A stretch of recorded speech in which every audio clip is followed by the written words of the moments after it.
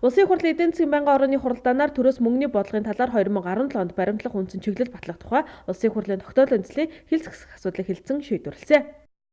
Мөнгөний бодлогыг улс орны хэмжээнд үүсэж байгаа эдийн засгийн хүндрэлийг хохирол багтаагаар даван туулж, макро эдийн засгийг богино хугацаанд тогтворжуулах, эдийн засгийн дунд урт хугацааны тогтвортой өсөлтийг хангах нөхцөлийг бүрдүүлэхэд чиглүүлж, бодлогын шаардлагатай өөрчлөлтийг хийх зайлшгүй нөхцөл байдал тулгараад байна.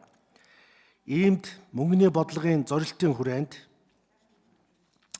2017 оны инфляцийн зорилтыг 8% байхаар бид та бүгдэд өргөн барьсан мөнгөний бодлогын талаар 2017 онд баримтлах үндсэн чиглэлийн төсөлд тусглаа.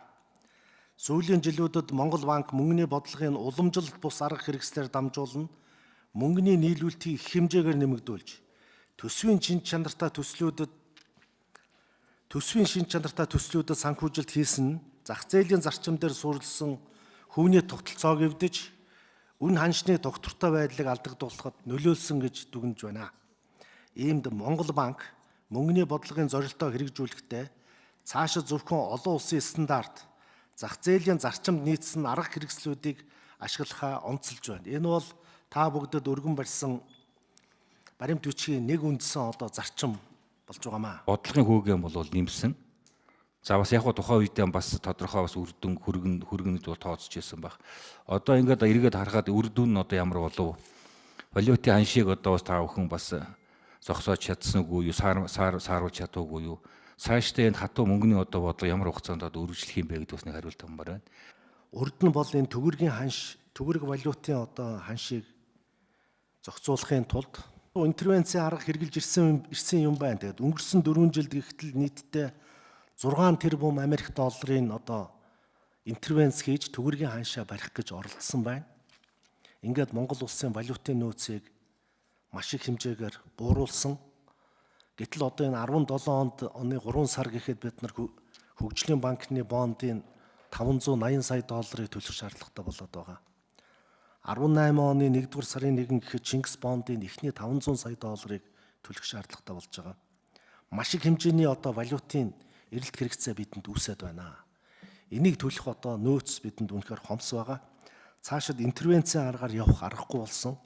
Тийм учраас Монгол банкнд байдаг нэлээд хүчтэй зэвсгээ бид хэрэгэлсэн. Тэр бол валютын гол зүйл бол ерөөсөө валютын нөөцийг хамгаалах ийм алхам гэж үзэж байна. Ингээд мөнгөний бодлогын хүүг 10.5-аас 4.5 пунктаар нэмэгдүүлж 15 болгосон. Энэний үр дүн бол гарч байгаа. Ямар ч гэсэн бид валютын нөөцийг би Монгол банкны ерөнхийлөгчөөр ажилласан сүүлийн 2 сар гаруй хугацаанд валютын нөөцөө бид нар бол бууруулаагүй, тогтмол хэмжээнд бол барьж чадсан. За эдийн засгийг тогтворжуулахтай холбоотой энэ инфляцийг 8% барина гэж байна. За инфляцийг барихын тулд бид нар мөнгөний энэ нийлүүлэлтээ бол бас тодорхой хэмжээнд барих шаардлагатай байна. 3 миний ойлгосноор бол 3 гаруй их 80 төгрөгийн мөнгийг бол өнгөрсөн хугацаанд бол гаргацсан байгаа. Тэгэхээр энэнийг буцаад зах зээлээсээ татах арга хэмжээ авах уугүй. 1. Хоёрдугаарт валютаа тогтворжуулахдаа дахиад интервенц хийх ийм бодлогыг бас барих уугүй. 3.5 биш, нийтдээ 7 их 80 төгрөгийн мөнгөний нийлүүлэлтийг Төв банкнаас хийсэн байгаа, Монгол банкнаас. За тэрний 3.5 гэдэг нь зөвхөн ипотекийн зээлийн 8% хөтөлбөрийг санхүүжүүлэхэд зориулсан мөнгө бол 3.5 байна. За цаана байгаа 3.5 бол сайн оюутан, сайн малчин, сайн хувьцаа, үн тогтворжуулах гэх мэтчлэн энэ засгийн газрын чиглэлийн хөтөлбөр төслүүдийн санхүүжилт нийлцээр ээж 3.5. Тэгээд нийлбэр дүнгээрээ 7 их 80 төгрөг болж байгаа. Өнөөдөр байгаа M2 буюу нийт мөнгөний хэмжээ 11 их 80 төгрөг гэдэг ингээд ботход 7 их 80 төгрөг гэдэг бол том тоо. Экспортын орлого оруулаад байгаа гол жишээлх юм бол тэр газрын тос зис гэдэг эдгээр чинь үнийн бууралтаас болоод гаргаж байгаа хэмжээ нь хэвээрээ ч гэсэн бид нар олж чадж байгаа гэсэн орлогоо тэр хэмжээндээ авч чадахгүй байна гэдэг байгаа бол тодорхой хугацаанд тэр гаргаж байгаа бас дөрвтэй арга хэмжээ авмаар байна шүү дээ, тийм ээ.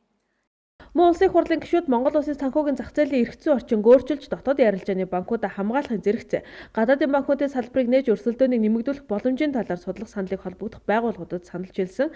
Түүнчлэн эх онд төлөх зээлийн хүүгийн төлбөр 2017 онд төлөх Чингис бонд эргэн төлөлтөй холбоотой асуудлаар тодорхой байр суурь илэрхийлсэн. Хэлцэж байгаа асуудалтай холбогдуулан санал хураалт явуулахад хурлаанд оролцсон гишүүдийн олонх нь төрөөс мөнгөний бодлогын талаар 2017 онд баримтлах үндсэн чиглэл батлах тухай улсын их хурлын тогтоолын үндэслэлийг чуулганы нэгдсэн хурлаанаар хэлцүүлэх нь зүйтэй хэмээн үзсэн.